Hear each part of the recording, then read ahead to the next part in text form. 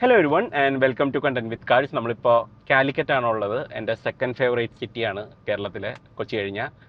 നല്ല ഫുഡ്, നല്ല ആൾക്കാർ, ആൻഡ് രാവിലെ ഇവിടെ വന്നു കഴിഞ്ഞാൽ ഫസ്റ്റ് ഓർഡർ ഓഫ് ബിസിനസ് ഇവിടെ നിന്ന് പാരഗണിയിൽ പോയിട്ട് എൻ്റെ ഫേവറേറ്റ് ബ്രേക്ക്ഫാസ്റ്റ് കഴിക്കാന്നുള്ളതാണ്. അപ്പോൾ അത് കഴിച്ചു. ആൻഡ് അത് കഴിഞ്ഞ് വണ്ടി ചാർജ് ചെയ്യാൻ വേണ്ടി ടി വിയിലാണ് വന്നത്. അപ്പോൾ അത് ചാർജ് ചെയ്യാൻ വേണ്ടിയിട്ട് ഞാൻ നെക്സ്റ്റ് സൈഡ് ഒരു ഔട്ട്ലെറ്റിൽ പോയി. ഇപ്പോൾ എല്ലായിടത്തും 60 kW ചാർജറുകൾ, ഇത്രയും നെറ്റ്വർക്ക് ഉണ്ടായതിന് നമുക്ക് ഇപ്പോഴാണ് ഗുണം ഉണ്ടായത്. കാരണം എല്ലായിടത്തും ഒരു ചാർജേഴ്സ് ഇൻസ്റ്റാൾ ചെയ്തിട്ടുണ്ട്. സോ അങ്ങനെ ഒരു ചാർജറിൽ കൊണ്ടുവന്ന് കുത്തിയിട്ടു. അപ്പോൾ കാറ് ഇപ്പോൾ ചാർജ് ആയിക്കൊണ്ടിരിക്കുകയാണ്. ആ സമയം അവരുടെ ഒരു ബ്രാൻഡ് ന്യൂ വണ്ടി ഇന്നലെ 2 ദിവസം മുന്നേ കണ്ടു ഡെലിവറി ചെയ്തുള്ളൂ. ഡെമോ കാർ ആക്കാൻ പോണ ഒരു വണ്ടിയാണ്. അപ്പോൾ ഞാൻ വിചാരിച്ചു റണ്ണിങ് ഇൻ ചെയ്തേക്കാം എന്നുള്ളത്. അപ്പോൾ അങ്ങനെ നമ്മളൊരു ഗ്രാൻഡ് വിറ്റാര മാനുവൽ എടുത്ത് ഇറങ്ങിയേക്കുകയാണ്. ഇപ്പോൾ നമ്മുടെ ബ്രസയുടെ വീഡിയോയിൽ കുറേ പേര് ചോദിച്ചിട്ടുണ്ടായിരുന്നു which is the better engine, K15 ആണോ K10 ടർബോ ചാർജർ ആണോ കുറേ കൂടി നല്ലതെന്നുള്ള രീതിയിൽ. കാരണം ഔട്ട്റൈറ്റ് പെർഫോമൻസിൽ കാര്യമായിട്ടുള്ള വ്യത്യാസമൊന്നുമില്ല. Both have almost similar performance. നമ്മൾ 0 to 100 ഒക്കെ നോക്കുകയാണെങ്കിൽ 1 ലിറ്റർ ടർബോന് കുറച്ചും കൂടി ഒന്ന് ആക്സിലറേഷൻ, ഒരു പാസിംഗ് ആക്സിലറേഷൻ ഒക്കെ കുറച്ചും കൂടി ബെറ്റർ ആണ്. നമുക്ക് ആ പുറത്തുള്ള പുഷൊക്കെ കുറേ കൂടിയും തോന്നും. പക്ഷേ K15 ഹാസ് വെരി ഗുഡ് ട്രാക്റ്റബിലിറ്റി. അപ്പോൾ ആ ഒരു 4 സിലിണ്ടറിൻ്റെ റിഫൈൻമെൻ്റ് ഒക്കെ കൂടി നമുക്ക് വലിയ കുഴപ്പം തോന്നുന്നില്ല അത് ഓടിക്കുന്ന സമയത്ത്. സോ ഐ ഡോണ്ട് നോ, അത് രണ്ടും ബാക്ക് ടു ബാക്ക് ഓടിച്ചു കഴിഞ്ഞാലേ നമുക്ക് നല്ലത് ഏതാണെന്ന് പറയാൻ പറ്റുള്ളൂ. ഇപ്പോൾ ഒരു പ്രശ്നം എന്ന് പറയുന്നത് K10 മാനുവൽ മാത്രമേ ഉള്ളൂ. K15 ഓട്ടോമാറ്റിക് എടുക്കണം, ഓട്ടോമാറ്റിക് വേണം എന്നുണ്ടെങ്കിൽ. അപ്പോൾ അതിന് വേണ്ടിയിട്ട് പോകുമ്പോൾ ആ ഒരു ടാക്സ് ബെനിഫിറ്റും കൂടി ഇല്ലാത്തതുകൊണ്ട് അതിൻ്റെ പ്രൈസ് ഭയങ്കരമായിട്ട് കൂടി. So now the delta is around 2 lakhs. അപ്പോൾ ഒന്നുകിൽ 2 ലക്ഷം സേവ് ചെയ്തിട്ട് മാനുവൽ വെച്ച് ഗിയറൊക്കെ മാറി ഇതുപോലെ ഓടിക്കാം, അല്ലെങ്കിൽ ഓട്ടോമാറ്റിക്കിന് വേണ്ടിയിട്ട് അഡീഷണൽ 2 ലക്ഷം കൂടി സ്പെൻഡ് ചെയ്തിട്ട് you will have the 4 cylinder engine. കുറച്ചും കൂടി ആ ഒരു എന്താ പറയുക, സ്മൂത്തായിട്ട് സിറ്റിയിൽ ഓടിച്ചിറക്കുന്ന ആ ഒരു എക്സ്പീരിയൻസ് പിക്ക് ചെയ്യാം. ഈ ഒരു വണ്ടിയിൽ ചെറിയൊരു അപ്ഡേറ്റ് ഇതിനിടയ്ക്ക് വന്നിട്ടുണ്ടായിരുന്നു. നമ്മൾ പഴയ ഗ്രാൻഡ് വിറ്റാരയിൽ പറഞ്ഞ ഏറ്റവും വലിയ പ്രശ്നം ഇതിൽ വെയിലടിക്കുന്നത്, അത് മാറി മര്യാദയ്ക്കുള്ള ബ്ലൈൻഡ് വന്നിട്ടുണ്ട്. സോ ആ ഒരു വെയിലിൻ്റെ പ്രശ്നം സോർട്ട് ചെയ്തു. അതുപോലെ തന്നെ കൂടുതൽ വെയിൽ ഒഴിവാക്കാൻ വേണ്ടിയിട്ട് ഇവിടെ ബാക്കിൽ 2 സൈഡിലും ബ്ലൈൻഡ്സും കൊടുത്തിട്ടുണ്ട്. അപ്ഡേറ്റഡ് വണ്ടി ആ ഒരു ഡിഫറെൻ്റ് അലോയ് വീൽ വെച്ച് കഴിഞ്ഞാൽ നമുക്ക് കണ്ടാൽ മനസ്സിലാവും. But other than that it's more or less the same. ഈ ഒരു K15 വേരിയൻറ്റിന് ഹൈബ്രിഡിനുള്ള പോലത്തെ ആ ഒരു സ്ക്രീനും വന്നിട്ടുണ്ട്. That is the other difference I notice. വേറെ എന്തൊക്കെ ഉണ്ടെന്നുള്ളത് എനിക്കറിയില്ല. ഇതിൻ്റെ പ്രൈസ് സ്റ്റാർട്ട് ചെയ്യുന്നത് 10.76 lakhs എന്നെങ്ങാണ്ടുമാണ്. For that price I think it's a good car. ഇപ്പോൾ ഇത്രയും എക്യുപ്ഡ് ആയിരിക്കില്ല, പക്ഷെ എന്നാലും സ്റ്റിൽ ആ ഒരു സിഗ്മ എന്ന് പറയുന്ന വേരിയൻറ്റിൽ ഒരുവിധം എസെൻഷ്യൽ കാര്യങ്ങളൊക്കെ ഉണ്ട്. ഹൈബ്രിഡ് വേണമെന്നുണ്ടെങ്കിൽ ഐ തിങ്ക് 16.6 lakhs അങ്ങനെ എന്തോ ആണ്. അപ്പോൾ അത് ദാറ്റ്സ് ഓൾസോ ഗുഡ് വാല്യൂ. അപ്പോൾ നമ്മളൊരു ഇക്വലൻ ടൊയോട്ട വേരിയൻസ് ഒക്കെ ആയിട്ട് നോക്കുകയാണെങ്കിൽ ഒരു 50,000 രൂപയുടെ ഡിഫറൻസ് ഉണ്ട്. എന്തായാലും അതങ്ങനെ നമ്മളിപ്പോൾ കുറേ നാളായി ഒരു റാൻഡ് എപ്പിസോഡ് ചെയ്തിട്ട് കുറച്ചും കൂടിയും അത് ചെയ്യണം എന്നുള്ളത് വിചാരിക്കുന്നുണ്ട്. This is turning out to be a rant episode. കാരണം നമ്മൾ ഒരു റാൻഡം റോട്ടിൽ റാൻഡം സമയത്ത് റാൻഡം വണ്ടി എടുത്ത് ഓടിച്ചിട്ട് എന്തൊക്കെയോ പറഞ്ഞുകൊണ്ടിരിക്കുകയാണ്. ഇപ്പോൾ ന്യൂസായിട്ട് ഈ അടുത്തുണ്ടായ ഒരു സംഭവം എന്ന് പറയുന്ന മോട്ടോർ വെഹിക്കിൾ ഡിപ്പാർട്ട്മെൻറ്റിൻ്റെ സമരമായിരുന്നു. അത് ഈ അടുത്ത് ഒത്തുതീർപ്പായി എന്ന് തോന്നുന്നു. രക്ഷാപ്രവർത്തനം തന്നെ ഇറങ്ങിയ ഒരു ജീപ്പിന് മോട്ടോർ വെഹിക്കിൾ ഡിപ്പാർട്ട്മെൻറ്റ് പിഴയിട്ടതാണ്. വണ്ടി മോഡിഫൈ ചെയ്തിട്ടുണ്ടെന്നാണ് പറയുന്നത്. അതായത് ആൾക്കാരെ സഹായിക്കാൻ വേണ്ടി ഇറങ്ങിയ വണ്ടിയാണ്, അതിനിടയിൽ കൂടെ അത് മോഡിഫൈ ചെയ്തിട്ടുണ്ടെന്ന് പറഞ്ഞുകൊണ്ട് അതിനൊരു ഫൈൻ കൊടുത്തു. ആൾക്കാർക്ക് ഇഷ്ടമായില്ല. ആ സമയത്ത് അതാണോ ശ്രദ്ധിക്കേണ്ടതെന്നൊക്കെ ഉള്ള പോലത്തെ കാര്യങ്ങളൊക്കെ പറഞ്ഞ് വലിയ പ്രശ്നമായിരുന്നു. ആൻഡ് ഈ ഒരു ഉദ്യോഗസ്ഥനെ സസ്പെൻഡ് ചെയ്യുകയും ചെയ്ത്, which is A questionable thing. കാരണം അയാളുടെ ജോലിയാണ് ചെയ്തതെന്ന് അയാൾക്ക് എപ്പോഴേയും വാദിക്കാം. അപ്പോൾ കാരണം മോട്ടോർ വെഹിക്കിൾ ഡിപ്പാർട്ട്മെൻറ്റ് അസോസിയേഷൻ എന്ത് ചെയ്തു, ഇവർ സമരത്തിലേക്ക് നീങ്ങി. അവർ പറയണത് നമ്മൾ തൽക്കാലത്തേക്ക് ആൾക്കാരെ ഫൈൻ അടപ്പിക്കുന്നില്ല, നമ്മൾ ഉപദേശിച്ചങ്ങ് വിടും, ഗവൺമെൻറ് ഇൻ്റർനാഷണൽ അങ്ങനെ പോട്ടെ എന്നുള്ള രീതിയിൽ. ജപ്പാനിലൊക്കെ ഉള്ള പോലത്തെ പ്രതിഷേധമാണ്. അവിടെ ബസ് ഡ്രൈവർമാർ ഗവൺമെൻറ്റിനെതിരെ എന്തെങ്കിലും പ്രശ്നമൊക്കെ ഉണ്ടെങ്കിലും അവർ ബസ് കാലത്ത് സമയത്തിനൊക്കെ എടുക്കും. ജോലിക്ക് പോകണവർക്കൊക്കെ പോകാനൊക്കെ ബുദ്ധിമുട്ടുണ്ടാക്കാത്ത രീതിയിലാണ് അവർ സമരം ചെയ്യുക. അവർ ഫെയർ ഒന്നും ആൾക്കാരുടെ നിന്ന് മേടിക്കില്ല. അങ്ങനെ ഗവൺമെൻറ്റിന് കിട്ടേണ്ട കാശ് പോട്ടെ എന്നുള്ള രീതിയിൽ അവർ പ്ലാൻ ചെയ്യും. കുറച്ച് കഴിയുമ്പോഴത്തേക്കും സമരം ഒത്തുതീർപ്പാവും. ഇതും ഇത്തവണ എന്തോ ഒത്തുതീർപ്പാവാൻ പോകുന്നുണ്ടെന്നാണ് ഞാൻ കേട്ടത്. We don't know.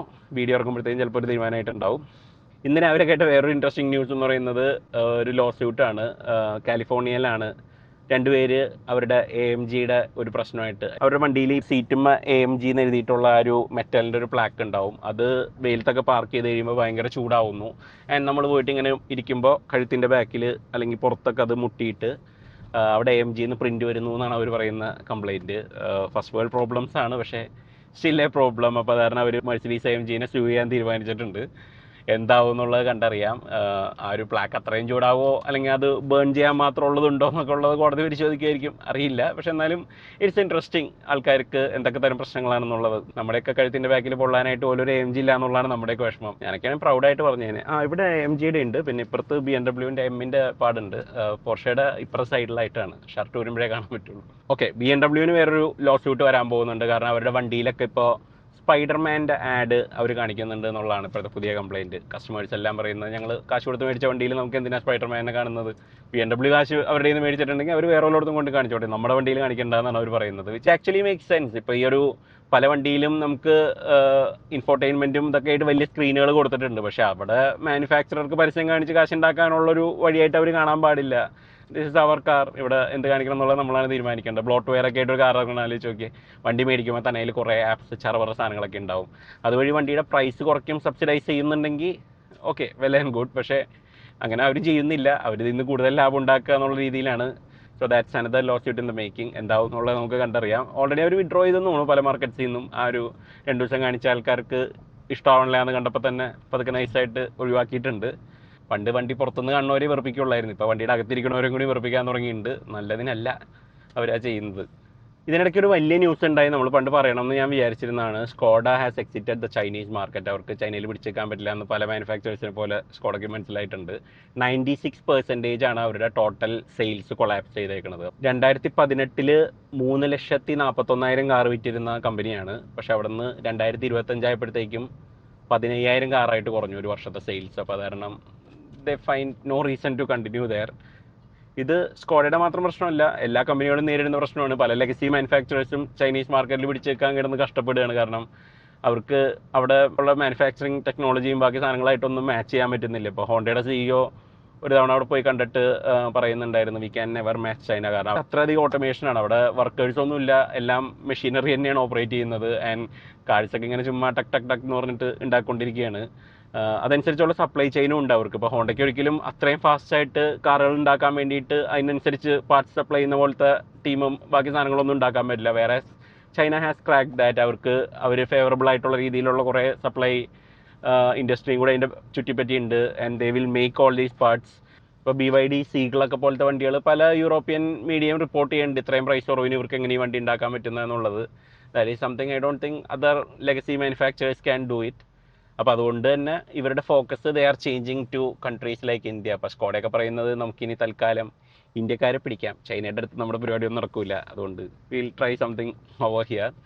ഒരു തരത്തിലല്ലാണ്, കാരണം നമുക്ക് കുറേ കൂടി നല്ല പ്രോഡക്റ്റ്സ് കിട്ടും. ഇവരൊക്കെ കുറച്ചും കൂടിയും ഈ ഒരു മാർക്കറ്റിൽ ശ്രദ്ധിക്കും. ഹോണ്ടയാണെങ്കിലും ഇപ്പോൾ നവീനോദായിട്ട് ഓക്കെ ഹോണ്ടയും ജസ്റ്റ് ഒന്ന് മലക്കം പറഞ്ഞിട്ടുണ്ട്. ഇലക്ട്രിക് വണ്ടി കഴിഞ്ഞ് കഴിഞ്ഞാൽ they are coming up with sub 4 meter SUV. As always Honda is very late to the party. പണ്ട് ഡീസൽ എഞ്ചിൻ കൊണ്ടുവന്ന പോലെ, അതുപോലെ മിഡ് സൈസ് SUV ഒക്കെ കൊണ്ടുവന്ന പോലെ ചിലപ്പോൾ അടുത്ത ബിഗ് ട്രെൻഡ് വേറെ എന്തെങ്കിലും മാറുന്ന സമയത്ത് ഹോണ്ട പറയുക we have A sub 4 meter SUV എന്നൊക്കെ പറഞ്ഞ് വരുമായിരിക്കും. We don't know. വേറൊരു ന്യൂസ് എന്ന് പറയുന്നത് ഹോണ്ട ടാറ്റ ടെക്നോളജീസ് ആണ് അവരുടെ ആൽഫ 0 എന്ന് പറയുന്ന SUVയിൽ അവർ യൂസ് ചെയ്യാൻ പോകുന്നത്. അവരുടെ ഗ്ലോബൽ ഇലക്ട്രിക് കാറിൻ്റെ പ്ലാൻ അവർ ഷെൽവ് ചെയ്തു. അതുപോലെ തന്നെ സോണി ആയിട്ടുള്ള ഫീല എന്ന് പറയുന്ന ആ ഒരു പ്ലാനും അവർ ഡ്രോപ്പ് ചെയ്തിട്ടുണ്ട്. പക്ഷേ അവരുടെ ഇന്ത്യൻ പ്ലാൻ ആ ഒരു ആൽഫ 0 SUV എന്ന് പറയുന്ന ആ ഒരു വണ്ടിയായിട്ട് മുന്നോട്ട് പോകാനാണ് തീരുമാനിച്ചിരിക്കുന്നത്. ആൻഡ് അത് മുന്നോട്ട് പോകുന്നുണ്ട് എന്നുള്ളത് നമ്മൾ ബോധ്യപ്പെടുത്താൻ വേണ്ടിയിട്ട് കമ്പനി CEO എല്ലാവരും കൂടിയും ആ വണ്ടീനെ ഫ്ലാഗ് ഓഫ് ചെയ്തൊക്കെ വിടുന്നുണ്ട്. ആദ്യമായിട്ടാണ് ഒരു വണ്ടി ഇറക്കാൻ പോകുന്നതിന് മുമ്പ് അവർ ആവേശത്തോടെ പുറത്തോട്ട് വിട്ടിട്ട് ഫോട്ടോ ഒക്കെ റിലീസ് ചെയ്യുന്നത്. ഞങ്ങൾ ടെസ്റ്റിംഗ് തുടങ്ങിയെന്നും പറഞ്ഞുകൊണ്ട്. സാധാരണ നമ്മൾ ടെസ്റ്റ് മ്യൂൾസിൻ്റെ ഒക്കെ ഫോട്ടോ എടുക്കുന്നതാണ് ഇവർ തടയുന്നത്. ഇതിപ്പോൾ അവർ തന്നെ ഞങ്ങൾ തന്നെ ഫോട്ടോ എടുത്ത് തരാമെന്നും പറഞ്ഞുകൊണ്ടാണ് തരുന്നത്. വണ്ടിയായിട്ട് ഞങ്ങൾ മുന്നോട്ട് വരുന്നുണ്ട്, എല്ലാവരും ഒന്ന് കാത്തിരുന്നോളൂ എന്നുള്ളത് പറയാൻ വേണ്ടിയിട്ടാണ്.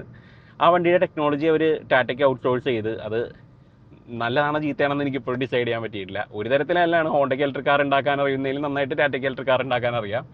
പക്ഷേ ടാറ്റയ്ക്ക് തന്നെ ഒരു വണ്ടിയിലുള്ള നിഗൽസ് സോർട്ട് ചെയ്യാൻ പറ്റിയിട്ടില്ല എന്നുള്ളതാണ് ഇപ്പോഴത്തെ പ്രശ്നം. ഇപ്പോഴത്തെ ഈ ഒരു പല ബ്രാൻഡുകളുടെയും ഇങ്ങനത്തെ കൊളാബറേഷൻ കാരണം ഇതിൻ്റെയൊക്കെ കോർ ക്വാളിറ്റീസ് പോയിക്കൊണ്ടിരിക്കുകയാണ്. ഇപ്പോൾ നമ്മൾ റെനോൻ്റെ ക്വാളിറ്റീസും നിസാൻ്റെ ക്വാളിറ്റീസും പണ്ട് എൻ്റയർലി ഡിഫറൻ്റ് ആയിരുന്നു. പക്ഷേ അതൊരു കമ്പനി ആയപ്പോഴത്തേക്കും കുറേ ഫ്രഞ്ച് ബിറ്റ്സും ജാപ്പനീസ് റിലയബിലിറ്റിയും രണ്ടും കൂടി മിക്സ് ചെയ്ത പോലത്തെ കുറേ സാധനങ്ങളാണ് ആ ഒരു കംപ്ലീറ്റ് ലൈൻ ഓഫ് പ്രോഡക്റ്റ്സിൽ വന്നേക്കണം. അല്ലെങ്കിൽ BMW ടൊയോട്ട നമ്മളിപ്പോൾ ഒരു സൂപ്പർ എടുത്ത് നോക്കുകയാണെങ്കിൽ അതിൻ്റെ reliability is the same as an Z4. അപ്പോൾ അതുകൊണ്ട് എവിടെയാണ് ആ ഒരു ലൈൻ ഡ്രോ ചെയ്യേണ്ടതെന്നുള്ളൊരു ക്വസ്റ്റ്യൻ നമുക്ക് ഉണ്ടാവും. Same thing will happen with Honda and Tata.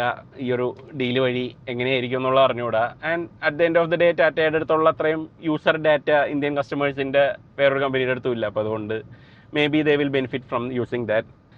VinFast ആണ് വേറൊരു കമ്പനി ടാറ്റ ടെക്നോളജീസ് യൂസ് ചെയ്യുന്നത്. നമ്മളെന്താ വീഡിയോ ചെയ്യാത്തതെന്നുള്ള കുറേ പേര് ചോദിച്ചു. എനിക്ക് ഇപ്പോഴും ആ കമ്പനിയെ പറ്റി പല അപ്രിഷിയേഷൻസ് ഉണ്ട്. ഞാനിപ്പോഴും ആ വണ്ടി അധികം പേരോടൊന്നും റെക്കമെൻഡ് ചെയ്തിട്ടില്ല.